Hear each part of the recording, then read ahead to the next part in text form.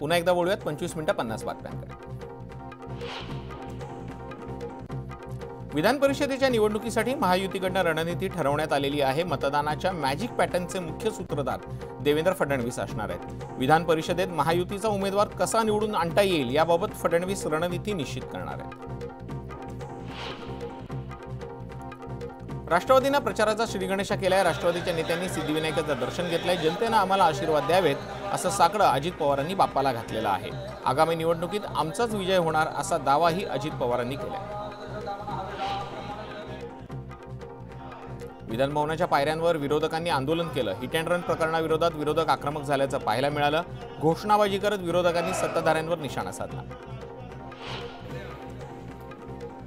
विधान भवनात आयुष्मान भारत योजनेचा शुभारंभ मुख्यमंत्री एकनाथ शिंदे यांच्या हस्ते करण्यात आलेला आहे। यावेळेला मुख्यमंत्र्यांनी आयुष्मान भारत योजनेची माहिती घेतली तर सर्व लोकांनी याचा लाभ व्हावा यासाठी ही योजना जास्तीत जास्त लोकांपर्यंत पोहोचवा असे आदेश मुख्यमंत्र्यांनी दिले। चोपडा तालुक्यातील पदाधिकारी आणि कार्यकर्त्यांनी शिंदे गटात प्रवेश केलेला आहे। माजी आमदार चंद्रकांत सोनवणे यांच्या उपस्थितीत पदाधिकारी आणि कार्यकर्त्यांनी शिवसेनेत प्रवेश केलाय। आगामी निवडणुकीच्या पार्श्वभूमीवर शिवसेनेकडून पक्षबांधणीला सुरुवात झाली आहे।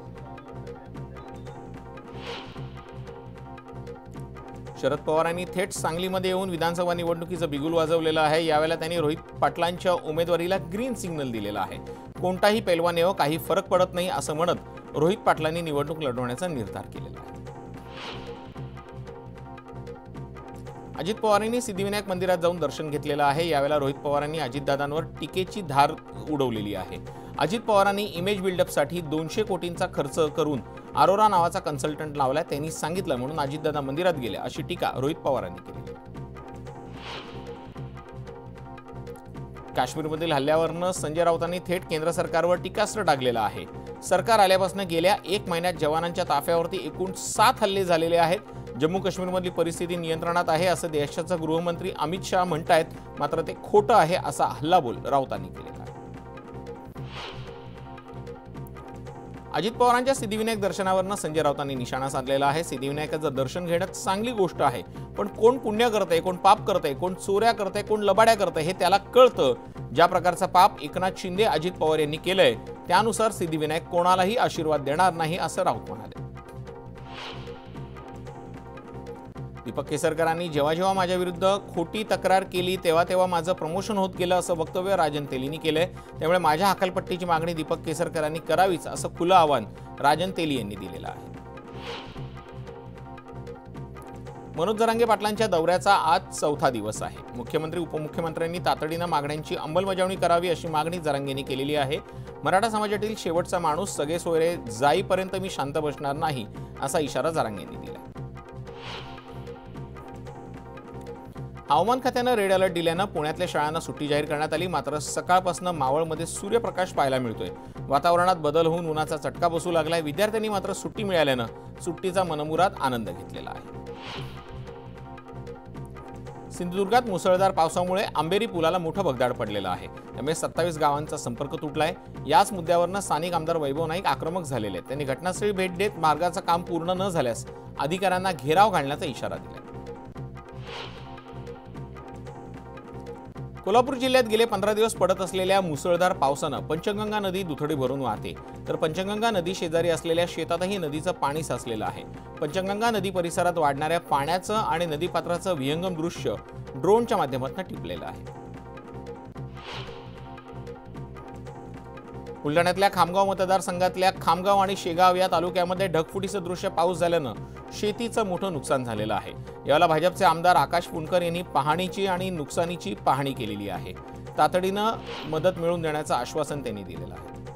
अमरावती जिल्ह्यात काल मुसळधार पावसामुळे पोलीस भरतीच्या ग्राउंडमध्ये चिखल साचलाय। त्यामुळे संतप्त झालेल्या पोलीस भरतीसाठी आलेल्या मुलींनी शारीरिक चाचणी पुढे ढकलण्याची मागणी केलेली आहे।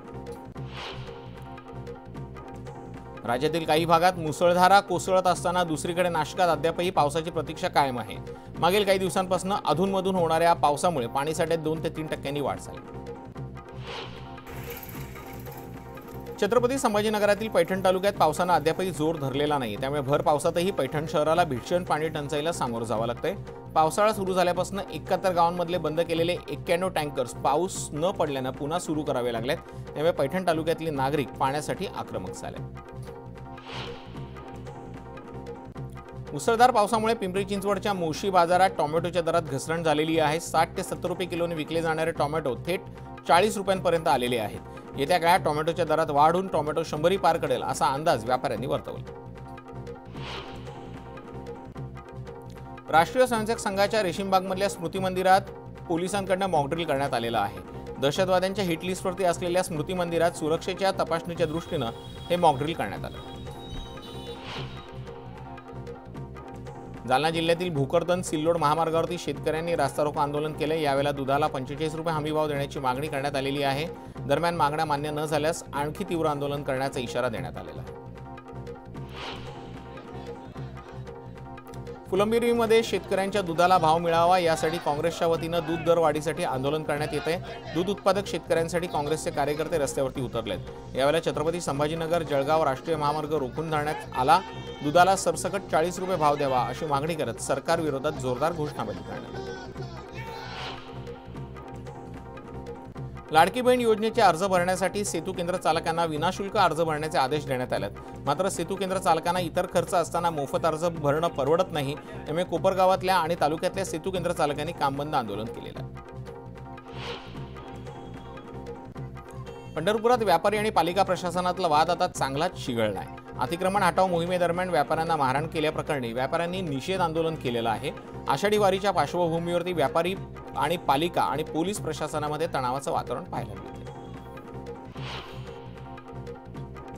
अहमदनगर जिल्ह्याचं विभाजन करून श्रीरामपूर जिल्हा मुख्यालय व्हावं या मागणीसाठी प्रांत कार्यालयासमोर सर्व पक्षांच्या वतीनं निदर्शनं करण्यात आली। याआधीही अनेक वेळा आंदोलनं करण्यात आली, मात्र दखल न घेतल्यानं 15 जुलैला श्रीरामपूर बंदची हाक देण्यात आलेली आहे। यावेळेला कृती समितीच्या वतीनं तीव्र आंदोलनाचा इशारा देण्यात आलेला आहे। पुण्यातील नवीन विमानतळ टर्मिनल सुरू करण्यासाठी शरद पवारांच्या राष्ट्रवादीने आंदोलन केलं। नवीन टर्मिनल समोरच राष्ट्रवादीने निदर्शनं केली। पंतप्रधान नरेंद्र मोदींच्या हस्ते उद्घाटन झालेलं टर्मिनल अजूनही बंद असल्यानं शरद पवार गट आक्रमक झाल्याचं पाहायला मिळालं। नीट घोटाळ्यातला प्रमुख आरोपी इरन्ना कोनगुलवार याच्यावर प्रशासनाकडून अखेर कारवाई करण्यात आलेली आहे। कोनगुलवार याला ITI प्रशासनानं निलंबित केलंय, मात्र गुन्हा दाखल झाल्यानंतरही आरोपी अद्यापही फरार आहे। नाशिकमध्ये मद्यपी चालकाला बेदम मारहाण करण्यात आलेली आहे। 2 दिवसापूर्वी या मद्यपी चालकानं 6 ते 7 गाड्यांना धडक दिलेली होती, त्यामुळे संतप्त नागरिकांनी या चालकाला पकडून चोप दिलाय। हा व्हिडिओ सोशल मीडियावरती चांगलाच व्हायरल होतोय। छत्रपती संभाजीनगरच्या पाचोड स्थानकामध्ये महिला वाहकानं प्रवाशाला मारहाण केलेली आहे।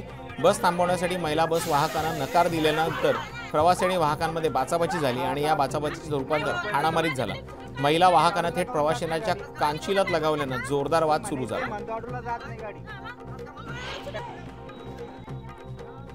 पिंपरी चिंचवडमध्ये प्रेमसंबंधातून मित्राच्या मदतीनं प्रेयसीला तिच्या प्रियकरानं दगडानं ठेचून मारहाण केल्याची घटना घडलेली आहे। यात प्रियकर गंभीर जखमी झालेला आहे। चिखली पोलीस ठाण्यात प्रेयसी आणि तिच्या मित्राविरोधात गुन्हा दाखल करण्यात आलेला आहे। भिवंडी शहरातील शांतीनगर पोलीस परिसरातील गौसिया मस्जिद परिसरात पिसाळलेल्या कुत्र्यानं हैदोस घातलेला आहे। यावेळेला कुत्र्यानं शाळा सुटल्यानंतर घरी जाणाऱ्या विद्यार्थ्यांवरती हल्ला चढवत जवळपास 25 ते 30 विद्यार्थ्यांना चावा घेतला। विद्यार्थ्यांवरती उपचार सुरू असून त्यातील दोघांची प्रकृती गंभीर आहे। या घटनेनंतर संतप्त झालेल्या नागरिकांनी पिसाळलेल्या कुत्र्याला दगडानं ठेचून ठार केले। गेल्या काही दिवसात पंढरपूर मंदिर परिसरात भाविकांचे दागिने पळवण्याच्या घटना समोर येत आहेत। शहर पोलीस निरीक्षक विश्वजित घोडके यांनी 13 जणांना अटक करून त्यांच्याकडून 34 तोळे 4 ग्राम सोनं हस्तगत केले। येवल्यात एका तरुणाला अर्धनग्न करून त्याला बेदम मारहाण करण्यात आलेली आहे। या घटनेला 15 दिवस उलटूनही अद्यापही कारवाई न झाल्यानं सकल मातंग समाज आक्रमक झालाय। त्यांनी आरोपीला तात्काळ अटक करून त्याच्यावर कारवाई करावी, अन्यथा आंदोलन करू असा इशारा दिला।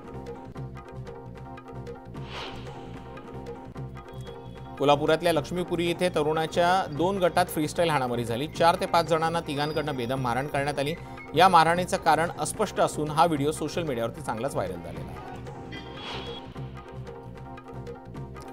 रत्नागिरी कोल्हापूर मार्गावरच्या साखरपा एका हॉटेलमध्ये बिबट्या शिरल्याने एकच खळबळ उडाली। हा बिबट्या कुत्र्याला तोंडात पकडून जातानाचा व्हिडिओ समोर आलेला आहे।